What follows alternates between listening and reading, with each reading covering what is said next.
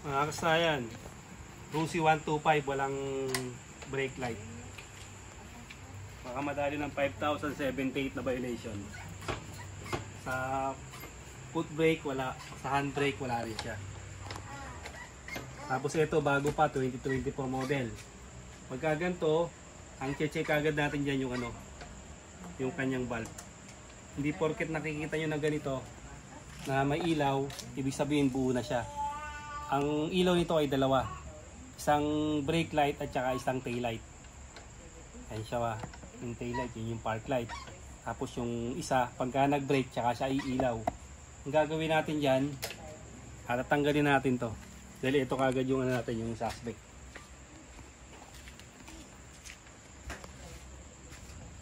Dito kagad tayo pupunta kasi pasilin nyo. Pagpiga natin walang ano, hindi siya umiilaw. Tapos pag apak natin wala rin siya. Siyempre checkin pa rin natin siya para sigurado.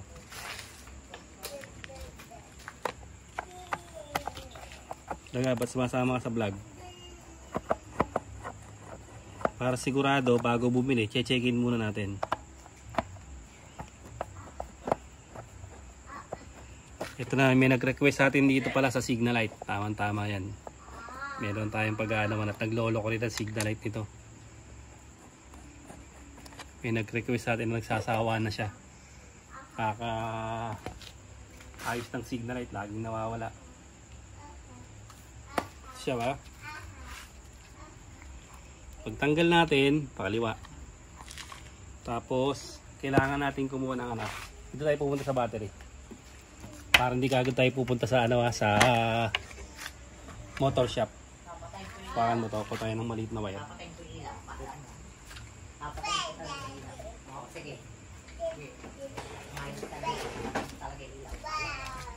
Kailangan natin ng maliit na wire, yung aabot lang sa kanya.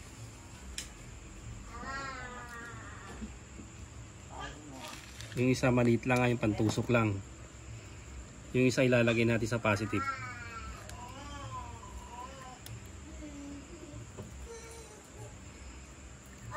Huwag yung baliwalayin to kasi 5,078 ang multa nito. At isa na ako sa nadali nyon. Dikit natin rito. Ito yung ground yan, yung body. Tapos ito yung isa rito yung park light. At isa yung ano, yung brake light. Ay siya kasaya na. Wala. Ibig sabihin, ito ang sira. Ayan o. Dapat, iilaw siya. Isa lang umiilaw.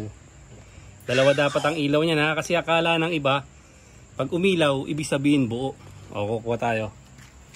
Pakan mo.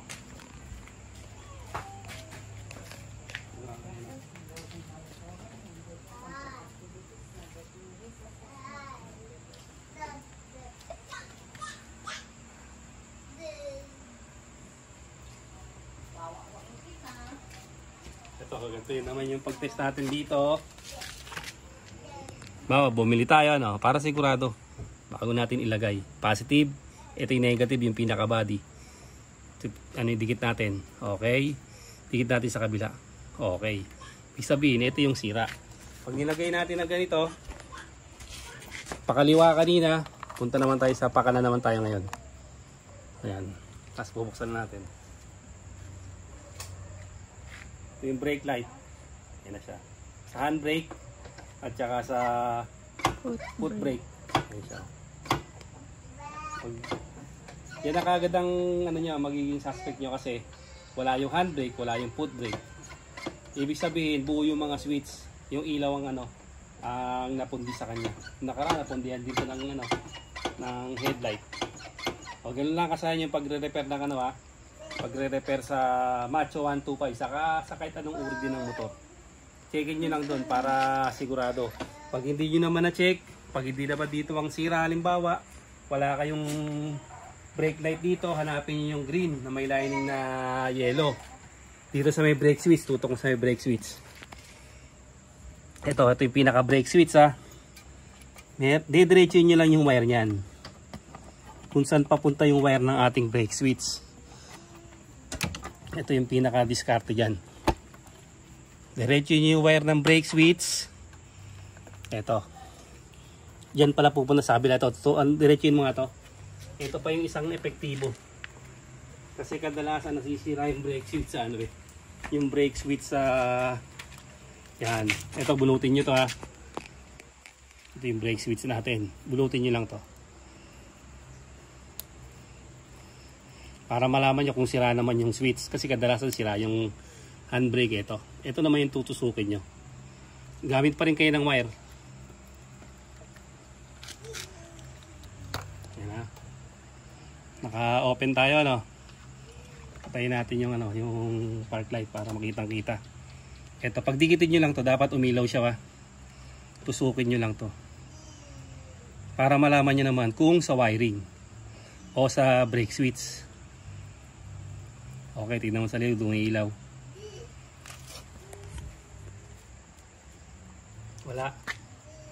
Kabaligtad. Ito pa lang isa. Itong kabila. Ito pala yung papuntang sa padyaka natin. Ito siya ba?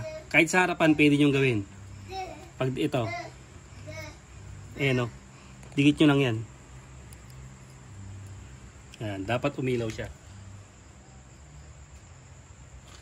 Umilaw. Opo. Ito siya ba? Tingnan mo. Itutupos po yung para kitang-kita nila. Ayan.